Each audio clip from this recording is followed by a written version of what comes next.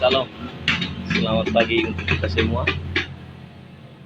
Yang saya hormati Bapak Pengasuh mata kuliah kajian seminar masalah-masalah sosial, dan saya bangga muliakan kepada teman-teman seperjuangan. Untuk mempersingkat waktu, langsung saja saya perkenalkan diri saya. Nama saya Daniel Dara Bali, NIM 17340, kelas B reguler sore, jurusan Sosiologi, semester 7, Fakultas Ilmu Sosial dan Ilmu Politik, Universitas Nusa Cendana Kupang. Adapun buku yang saya presentasi kepada pagi hari ini yaitu yang berjudul Kesehatan dan Perawatan Kesehatan sebagai Masalah Sosial. Nah, perawatan kesehatan telah menjadi perhatian utama dalam masyarakat Amerika di masa lalu 50 tahun. Sektor perawatan kesehatan telah berkembang pada saat ini. Berapa persen dari produk nasional bruto (GNP) kita digunakan untuk perawatan kesehatan. Pada tahun 2002 itu terjadi hampir 14%. Salah satu dilema publik utama dalam masyarakat Amerika Serikat adalah bagaimana menyediakan akses luas ke perawatan medis sekaligus mengendalikan biaya. Kemampuan kedokteran untuk membuat dampak yang signifikan pada kesehatan adalah fenomena abad ke-20. Pada akhir abad ke-20, peralihan organ, bypass jantung, perawatan bayi baru lahir, pengobatan kanker yang lebih baik, dan kelompok obat baru, misalnya antibiotik, imunisasi, dan psikoaktif, telah memberikan dokter uang senjata medis yang bagus untuk merawat pasien. Nah, terlepas dari keberhasilan pengobatan, itu memiliki beberapa masalah yang mencolok, terutama terkait akses ke perawatan, biaya perawatan, ketimpangan hasil kesehatan, dan munculnya masalah kesehatan kronis. Nah, akses ke perawatan kesehatan didistribusikan dengan sangat tidak merata di seluruh populasi Amerika Serikat. Kira-kira 44 juta orang yang Amerika memiliki asuransi kesehatan, dan bahkan lebih banyak yang tidak diasuransikan untuk kebutuhan medis mereka. Tetapi bahkan mereka yang memiliki asuransi seringkali tidak tercakup sepenuhnya, terutama untuk biaya obat resep, salah satunya bagian biaya kesehatan yang naik paling cepat, atau perawatan jangka panjang. Perawatan menjadi sangat mahal, seperti dicatat perawatan kesehatan di Amerika Serikat, negara sekarang mengambil 14% dari GNP, dan itu terus meningkat. Nah, masalah utama seputar perawatan kesehatan didefinisikan sebagai akses ke perawatan, tetapi dengan meroketnya biaya perawatan kesehatan, perhatian telah bergeser ke pengadilan biaya. Perawatan terkelola tetap menjadi mode utama organisasi perawatan kesehatan. Di bawah perawatan terkelola, pasien memiliki akses yang cukup mudah ke perawatan primer, tetapi akses terbatas ke perawatan khusus. Dikelola oleh organisasi perawatan, membatasi penggunaan perawatan spesialisasi, perawatan rumah sakit, dan lainnya oleh pasien barang dan lain medis, khususnya dengan memiliki tindakan penyediaan perawatan primer yang ditunjukkan sebagai penjaga gerbang untuk perawatan khusus yang lebih terspesialisasi atau lebih mahal. Sebagian besar upaya pengendalian biaya, termasuk perawatan yang terkelola, hanya memiliki keberhasilan yang terbatas, seperti kesehatan biaya terus meningkat dalam 2 dekade terakhir. Nah, perkembangan yang terus berkembang biaya teknologi medis dan obat-obatan telah berkontribusi pada pertumbuhan biaya ini, seperti yang dikelola oleh perawatan berjuang untuk mengendalikan biaya yang terkait dengan akses ke peningkatan perawatan yang mahal. Salah satu masalah dengan perawatan terkelola adalah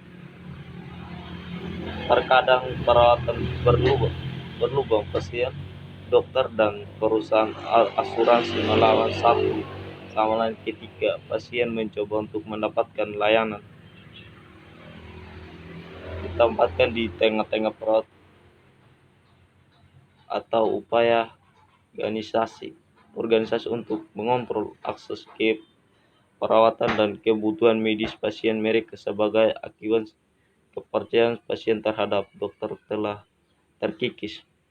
Karena itu, pertama, dikelola perawatan menciptakan insentif insentif bagi penyedia untuk merawat pasien dengan membatasi layanan, dan kedua, karena itu membuat sisi bisnis kedokteran lebih jelas. Ketidaksetaraan besar dalam hasil kesehatan terus terjadi di Amerika Serikat.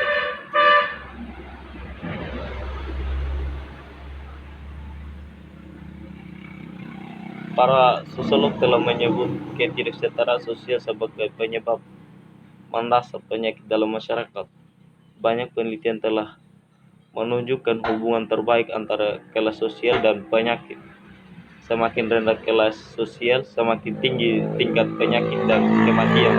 Nah, orang kelas bawah memiliki tingkat penyakit menular, kematian, bayi, dan kecacatan yang lebih tinggi, serta harapan hidup yang lebih rendah dan tingkat kematian yang lebih tinggi. Orang Amerika lebih membandingkan ras menunjukkan ketidaksetaraan kesehatan di negara. Ras mayoritas biasanya lebih miskin daripada populasi pada umum. Misalnya tingkat mayoritas bayi di antara orang Amerika hampir 2 kali lipat dari orang kulit putih. Perbedaan yang tetap konstan bahkan ketika kematian bayi menurun, tingkat kematian secara keseluruhan juga lebih tinggi untuk orang Afrika dan Amerika di sebuah usia.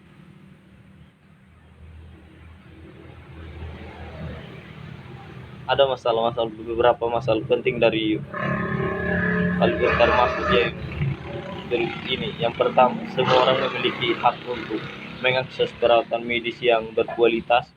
Hambatan keuangan dan lainnya membatasi beberapa individu untuk mendapatkan perawatan kesehatan yang layak.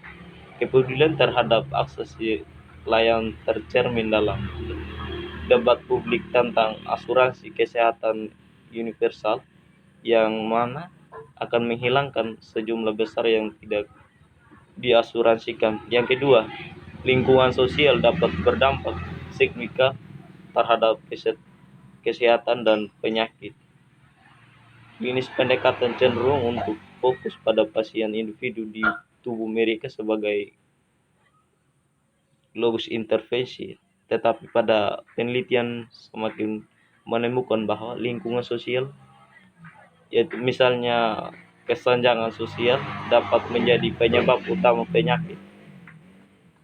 Di sini kita perhatikan menjadi menjadi campuran tangan dalam lingkungan sosial untuk mencegah penyakit dan meningkatkan kesehatan. Nah, beberapa analis tentang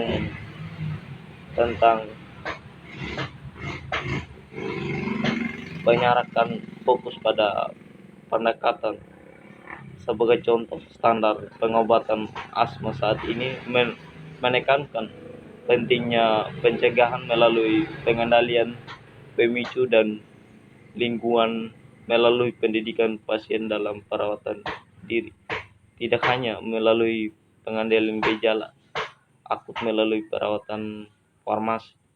Yang ketiga, kepentingan sosial di masyarakat tercermin dalam kesehatan dan perawatan kesehatan. Nah, salah satu temuan mendasar dari penelitian sosial tentang penyakit adalah hubungan terbaik antara kelas sosial dan penyakit. Semakin rendah kelas sosial, semakin tinggi tingkat penyakit, dan sebaliknya. Contoh lainnya adalah orang kulit putih dan mereka menderita 2 kali lipat kematian bayi sebelum usia 1 tahun daripada orang kulit putih. Bukti menunjukkan bahwa fenomena diproduksi secara sosial dan terkait dengan ketidaksetaraan sosial. Yang keempat, apa yang dianggap kesehatan dan penyakit dalam masyarakat yang pun berubah seiring waktu dan keadaan.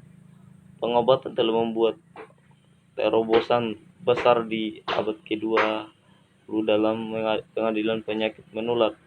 Namun karena orang hidup lebih lama, penyakit kronis seperti kanker, stroke dan penyakit jantung menjadi penyebab utama kematian.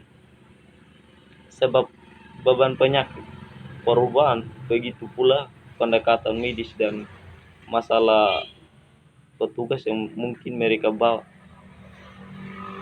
Perawatan medis sebelumnya diputuskan oleh dokter dan rumah sakit untuk mencakup penyakit dan gejala yang paling terlihat. Sekarang, bagaimana kita menyaksikan tidak hanya didorong oleh konsumen layanan kesehatan, tetapi juga membatasi perawatan sebagian didorong oleh perusahaan asuransi dan perawatan kelola.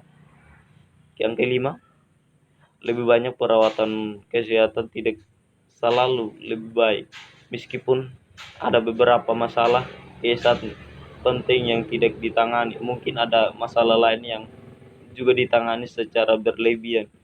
Ketidakseimbangan ini tercermin dalam perhatian tentang mengubah semua masalah manusia menjadi masalah medis atau apa yang sekarang disebut medikalisasi kehidupan, misalnya penggantian hormon, tetapi telah digunakan secara luas untuk mengobati menopause pada wanita yang lebih tua.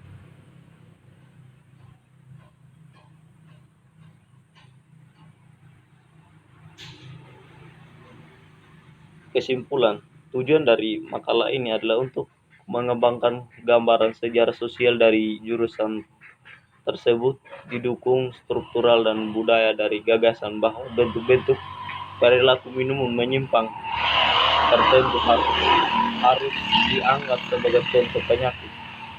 Saya tidak berusaha untuk mempertahankan fasilitas emosional dan ide ini. Memang upaya seperti ini akan menghasilkan diskusi teologis. Pertanyaannya, apakah suatu kondisi merupakan suatu penyakit melibatkan masalah tentang politik dan ideologi tentang definisi bukan fakta. Konsep penyakit absolutisme memiliki sejarah panjang di Amerika dan telah didukung oleh orang-orang organisasi medis maupun non-medis karena sebagian alasan bahwa bentuk tertentu dari minuman keras sekarang atau telah lebih dari 150 tahun telah diobati bukan karena hegemoni, tetapi mencerminkan kepentingan beberapa kelompok dan atau organisasi yang mengonsumsi atau diberikan tanggung jawab atas perilaku yang terkait dengan penyakit kronis. Pihak yang berkepentingan ini bukan temuan ilmiah yang substantif. Dengan demikian, konsep penyakit alkoholisme pada dasarnya lebih merupakan pencapaian sosial daripada ilmiah atau medis. Mungkin hanya itu saja yang bisa saya sampaikan. Sekian dan terima kasih.